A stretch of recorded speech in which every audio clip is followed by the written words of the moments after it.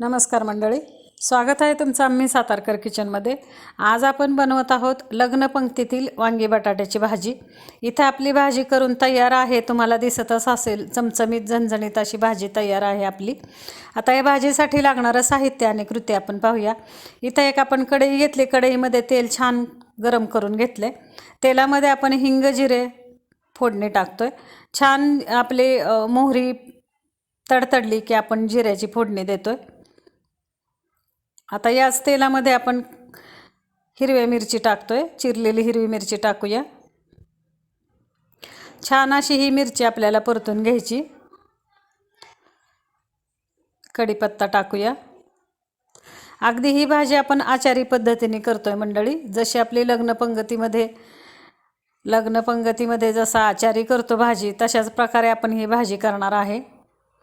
आता याच्यामध्ये चिरलेला कांदा टाकूया। छान असा बारीक कांदा आपण चिरून घेतलेला आहे। छान आपल्याला कांदा लालसर परतून घ्यायचा आहे। हे पहा, तेल आधी चांगलं कडकडीत गरम झालं की मंडळी ही जो मसाला आपण परतून घेतोय, हा मसाला सुद्धा छान परतला जातो तेलामध्ये। त्याच्यामुळे तेल चांगलं गरम करून घ्यायचं सुरुवातीला आपल्याला, ज्यावेळेस आपण भाजी फोडणीला टाकणार आहे। सगळे मसाले छान तेलामध्ये परतल्यावर त्याची टेस्ट भाजीला खूप छान येते। आता आपण थोडंसं मीठ टाकूया चवीनुसार। इथं आपण मसाल्यामध्येच मीठ टाकतोय, म्हणजे संपूर्ण मसाल्याला मिठाची टेस्ट येते आणि भाजी पण आपली छान होते। आता आपण 1 चमचा हळद टाकूया। आपण तेलामध्ये हळद टाकलेली नाही आहे, आपण फोडणीमध्ये हळद टाकतोय। तेलामध्ये जर हळद टाकली तर ती करपट आपल्या फोडणीला जो आहे तो करपट वास येतो। हे पहा, आता छान हळद टाकून आपण पुन्हा एकदा हा मसाला परतून घ्यायचा आहे। आता ह्याच्यामध्ये आपण सुक्कं खोबरं किसून घेतलेलं आहे। किसलेलं सुक्कं खोबरं आपण टाकतोय आणि लसूण पेस्ट टाकली आपण।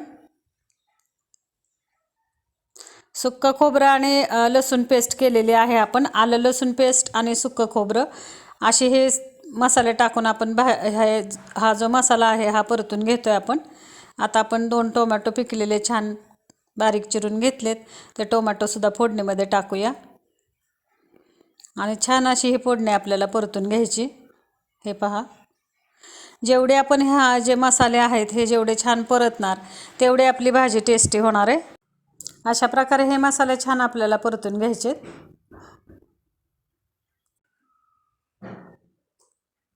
छान असे मसाले, या जी भाजी आहे मंडळी, ह्या भाजीला तेल थोडंसं जास्त लागतं आपल्याला। हे पहा, आपल्याला तरी पाहिजे भाजीवरती, त्याच्यासाठी थोडंसं तेलाचं प्रमाण जास्ती पाहिजे भाजीला। हे पहा, अशी भाजी अशा प्रकारे छान आपल्याला परतून घ्यायची। बारीक गॅसवरती आपल्याला ही भाजी, हे जे मसाले आहेत हे मसाले बारीक गॅसवरती परतून घ्यायचे। आता इथं आपण साल काढून बटाटा चिरून घेतलेला आहे।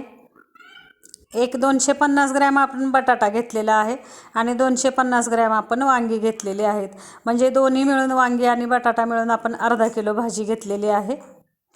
आता ही भाजी वांगी आणि बटाटे आपल्याला छान ह्या मसाल्यामध्ये परतून घ्यायचेत। एक जीव आपल्याला पूर्ण ह्या भाजीला जो मसाला आहे तो वांग्याला आणि बटाट्याला छानपैकी असा लागला पाहिजे।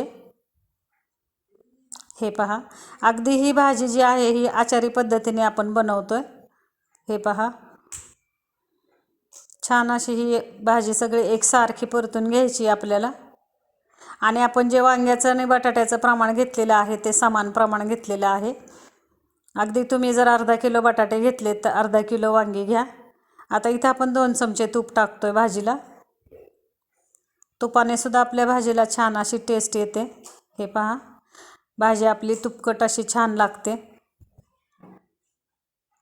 तूप टाकून आपण पुन्हा एकदा भाजी परतून घेऊया आणि जेवढी ही भाजी आपण छान खमंग खरपूस परतून घेणार तेवढी ह्या भाजीला टेस्ट येणार आहे। आता आपण पावडर मसाले टाकूया। आपण घरगुती मसाला टाकलेला आहे आपल्या रोजच्या वापरातला। 1 चमचा घरगुती मसाला टाकलेला आहे आपण। 1 चमचा आपण तिखट मिरची पावडर टाकली।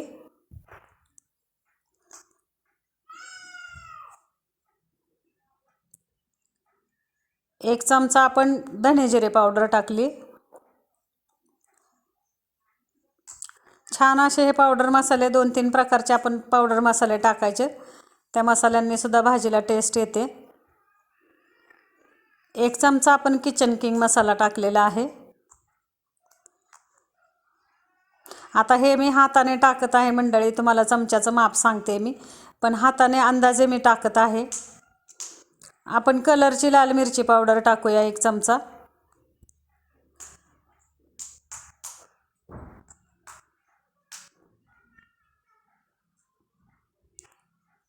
एक चमचा आपण थोडासा चिकन मसाला टाकलेला आहे चवीसाठी, आणि कोथिंबीर टाकून आपल्याला ही भाजी पुन्हा एकदा परतून घ्यायची। हे पहा, छान अशी खमंग खरपूस आपल्याला सगळे पावडर मसाले आणि कोथिंबीर टाकून ही भाजी परतून घ्यायची। अशा प्रकारे तेलामध्ये खमंग मसाले आणि वांगी बटाटा आणि जे आपण पावडर मसाले टाकलेत, कोथिंबीर टाकले, हे सगळं छान असं परतून घ्यायचं आहे आपल्याला। आणि त्याच्यानंतर आपल्याला पाणी टाकायचं ह्या भाजीमध्ये। एक 5 मिनिटासाठी आपण ह्याच्यावरती झाकण ठेवणार आहे। हे पहा, एक 5 मिनिट आपण ह्या भाजीवरती पाणी न घालता झाकण ठेवायचे आणि सगळे मसाले आपल्याला याच्यामध्ये मुरून द्यायचेत। हे पहा, पहिलं झाकण व्यवस्थित बसलं नाही म्हणून मी पुन्हा दुसरं झाकण ठेवते। आता एक 5 मिनिट झालेले आहेत आपले। छानपैकी हे मसाले आपल्या भाजीमध्ये मुरलेले आहेत। पुन्हा एकदा ही भाजी परतून घेऊया आपण।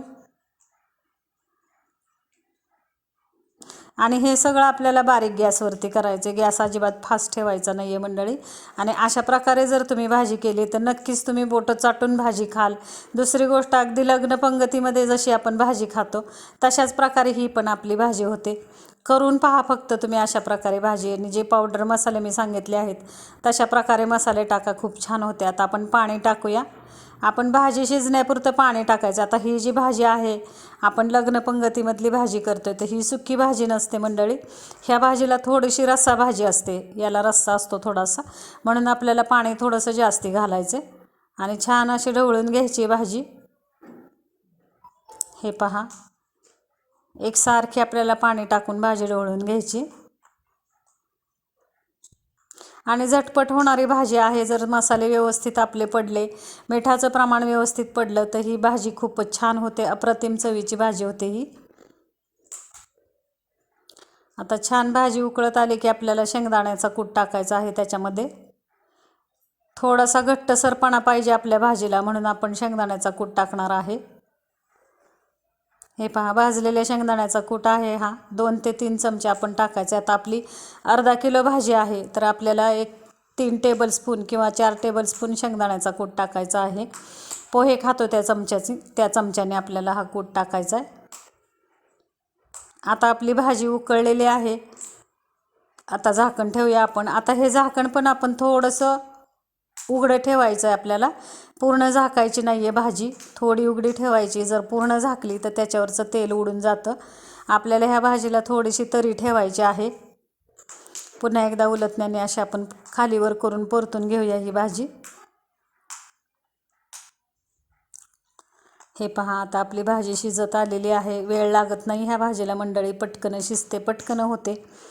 जर सगळी तयारी करून ठेवली आपण तर ही 30 ते 35 मिनिटांमध्येच ही भाजी होते, जास्त वेळ लागत नाही। हे पहा, शेंगदाण्याच्या कुटामुळे छान असा घट्टसरपणा आलेला आहे आपल्या भाजीला, आणि थोडासा आपल्याला रस्सा ठेवायचा आहे ह्याला। अशा प्रकारे आपली वांगी बटाट्याची भाजी तयार आहे। लग्न पंगतीमध्ये जशी आपण भाजी खातो, जशी आचारी पद्धतीने आचार्याने केलेली असती, तशाच प्रकारे मी ही भाजी केलेली आहे मंडळी। करून बघा, खाऊन बघा। रेसिपी आवडल्यास लाईक करा, शेअर करा, सबस्क्राईब करा। धन्यवाद मंडळी।